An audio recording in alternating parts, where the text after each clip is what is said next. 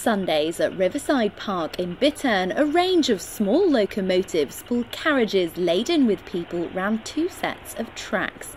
It's a good old-fashioned family day out, but it's also a passion for the Southampton Society of Model Engineers who run the miniature railway. Some people are born with steam in their blood. My father took me to see steam trains when I was barely able to walk, and you just fall in love with them. A steam engine is an alive being. It's hissing and bubbling, and it doesn't sit there going brum brum brum. It's got steam coming out, and it's full of fire, and they're just exciting. And the little ones at 1 inch to the foot are just as exciting as the great big ones that you see down on the preserved railways.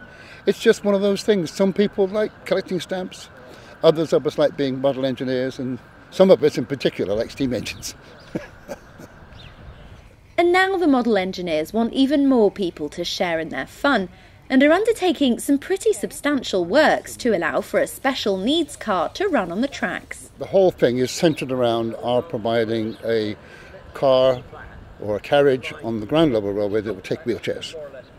So when people come along in their wheelchair, we have on occasion had the parents lift the child or the adult onto the train, but it's not satisfactory, and having a special car, a special needs car, is the ideal thing.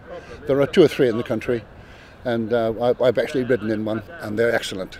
We get all walks of life, young and old, able and not so able, and why can't we provide the same sort of fun for the disabled as we can for the abled?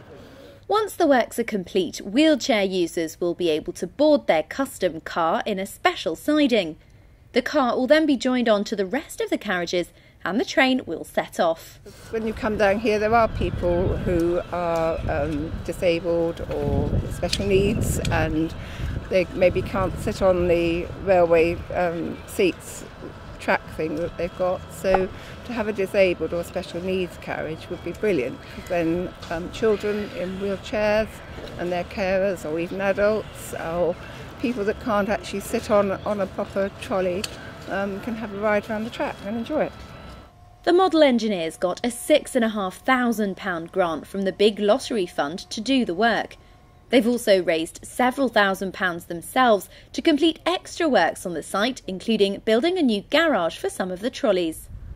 If it all goes to plan, the work to complete the disabled carriage and make it operational will be finished by late summer. That's allowing, of course, for our great British weather and the volunteers' time. But even with the engineers meeting every week, there's still lots of hard work to be done to keep the project on track. Briere-Edney, that's Solent.